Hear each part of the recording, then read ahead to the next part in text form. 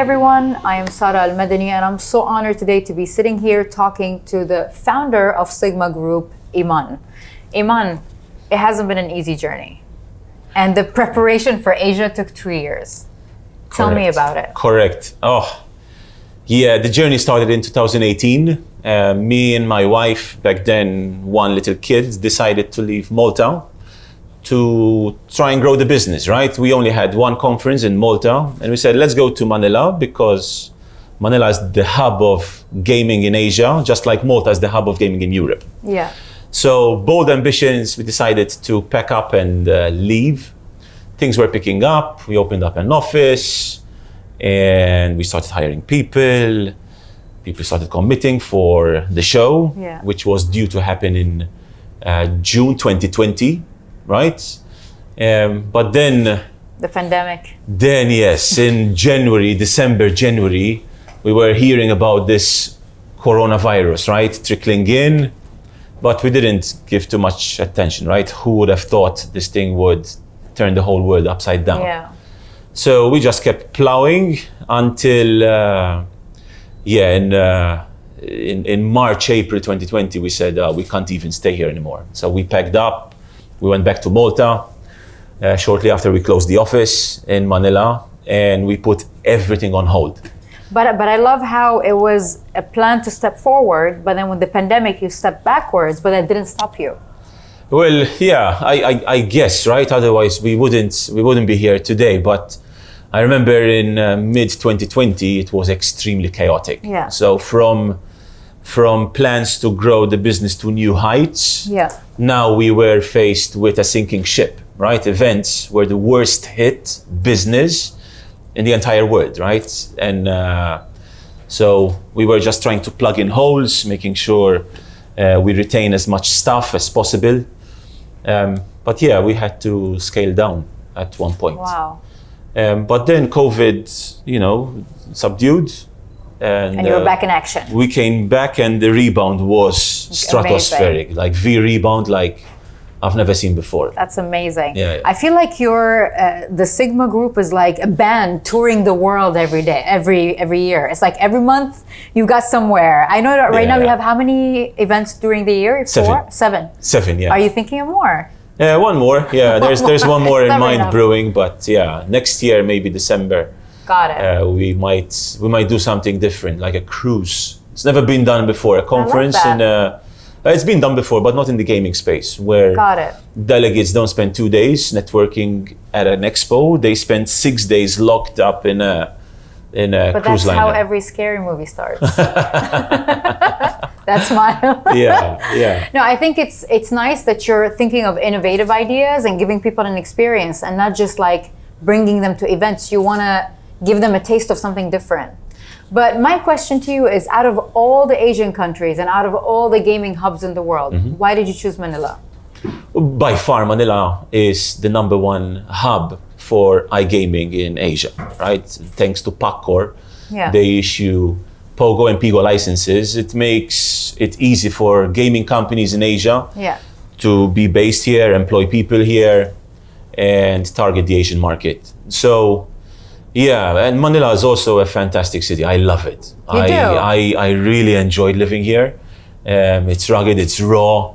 Yeah, and, it's real. It's real, exactly. It's real. And the government was also embracing of what we had on offer. Because Manila is great for Asia, but you still don't have a lot of foreigners from outside Asia based in Manila. Got it. And I think we bring that flavor. The chairman of PACCOR was touring the expo just yesterday, and he saw companies from all over Europe, from the US markets, and they were impressed, quite frankly. I think it's a great boost for tourism also in Manila, the event you're doing. You bring a lot of people from all over the world. Well, to an extent, yeah. Manila's a big city, right? So maybe the 12,000 people that we bring over, I'm sure they like it, but we see a big impact when we bring thousands of people to smaller economies, right? Like Cyprus, like Malta. You have to see the country on those days when we have conferences there. I think you fill up the country. Yeah. All hotel beds are packed. The streets are jammed. It's amazing. Unreal. Yeah, it's unreal. So and right now we're towards the end of 2023. What has been the highlight for you for this year? Inaugural shows, we launched 3 and we killed it. We did extremely well in Brazil. We did extremely well in Manila. Inaugural show in Kenya, Curaçao, Cyprus. Well, we did so much stuff. So you got a lot of highlights. Yeah. And then something which I have close to heart is the SiGMA Foundation. Yeah. So we inaugurated a school in Ethiopia last January. Wow. And we decided, listen, we should be doing this every year. So now this is amazing. The target is to build 1 school every year. It's not only you're creating an event that brings people together, that builds awareness, that does all these things, but you're actually changing lives. You're impacting the world, which is giving back. And I think that's an aspect a lot of events around the world are missing. Yeah. It's the act of service. You're touching a very interesting point there. So people talk about millionaires. Yeah. And when they refer to millionaires, they refer to millionaires in monetary terms, right? Yeah. If you have €1 million, you're a millionaire. Yeah. I would like to refer to myself eventually in the future, and this is why the SiGMA Foundation, as a millionaire, but not in monetary terms, in a way that I have been able to impact positively 1 million people. Yeah. And that to me is a real millionaire. But, okay, let me put it this way. What is your definition of success? Because when I hear people talk about success, everyone's like, oh, it's the certificates that are on the wall. Oh, it's how much money. It's the chair I sit on. Because for me, success is what do I do for myself? And then what do I do for others? So the act of service is part of success. And if I feel like someone is not serving, to me, this is not success. So for you, since this is such a close thing to your heart, the SiGMA Foundation, what do you feel the definition of success is to you? Yeah, it's definitely being able to do positive impact. Yeah. Right? This keyword, positive impact, is always brimming in my mind. And there's a good word which I love using. It's a Japanese word called ikigai. I even named our VC fund Ikigai Ventures. Okay. And it's because we like to invest in businesses and projects, but we like to invest in projects that are good for society. Yeah. Right? And people will only find their ikigai if they're good at what they do, if they love doing it, if it compensates them well, That's true. But if it's also great for society. So to me, finding this ikigai is extremely important, and you can only find it by putting maximum effort in I think things like the foundation. I think your philosophy is amazing because there are so many entrepreneurs around the world, but I feel like there are this like 2% that are the rightpreneurs, the entrepreneurs that are doing the right thing.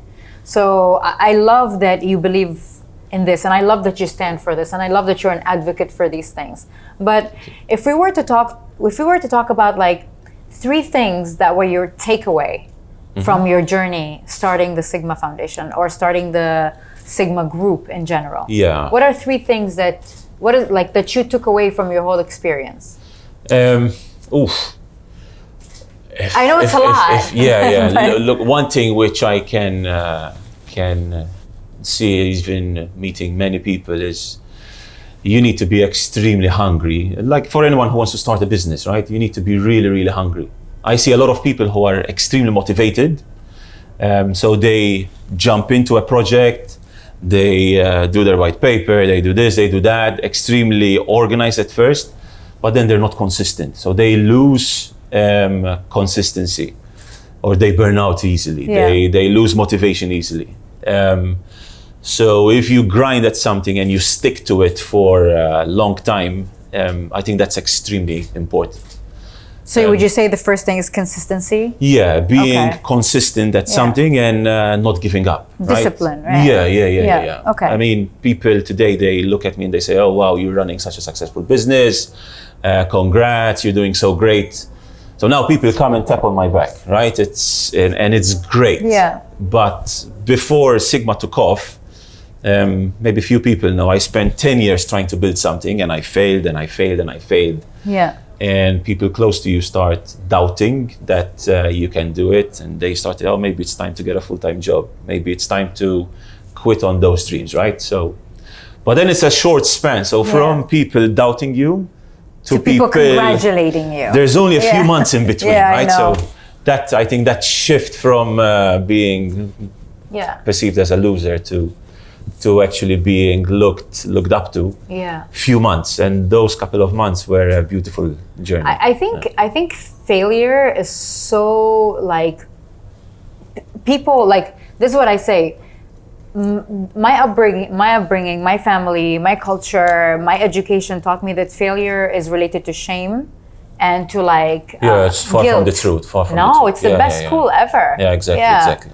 So I don't think a person is a loser when they fail. I think they're still in a learning process. I always say you either win or you learn. You never lose. Yeah, I agree with you completely. Yeah. But we also live in a society surrounded by friends and family, right? So when friends and family start labeling you as, listen, maybe you should reconsider, right? The people that are close to you, they have the power to make a label stick, right? It's called the self-fulfilling prophecy. Yeah. So if people around you start telling you, maybe you should start doing this, there's a chance that you are going to listen to those people because they have influence over you, right? So a word of advice, if you really believe in something, stick to it. Don't let the people close to you persuade you otherwise. So discipline, don't give up on your dreams. Yeah, more or less the same thing, right? More or less the same thing. And what is your third takeaway? Yeah, love giving. So I've built my business out of thin air. I didn't have a dime. Yeah. I never looked for investments. And the first event I did by literally giving what I could, whether it's giving a PR, writing an article for someone, whether it's connecting someone to someone.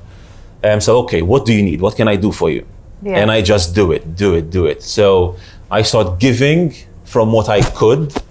And the likelihood is that if you ask that same person for something, they're going to embrace you. Yeah. Right? So I took it from Gary Vee. He has this mantra of give, ask. Don't pretend, but you can ask. You can afford to ask.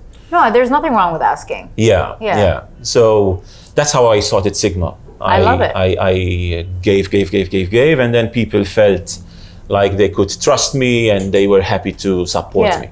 And no, I love that. It's like building a solid reputation. Yeah. Because you've been giving and you've been in certain act of service. Yeah. That when you needed something, you just had to ask. Yeah. That's it. So I'd say focus less on selling and more on giving. And this applies to everyone. Content creators, if you create content that people are finding interesting, you're giving, right? And then they're gonna come back to you and... But I know that when you were giving, you were not trading. As in like you were not giving No. Give with just no strings attached. No strings attached, yes. I love these three things. Yeah. Iman, it's a pleasure. Thank you Pleasure so of mine. much. Pleasure of mine. Thank you. you.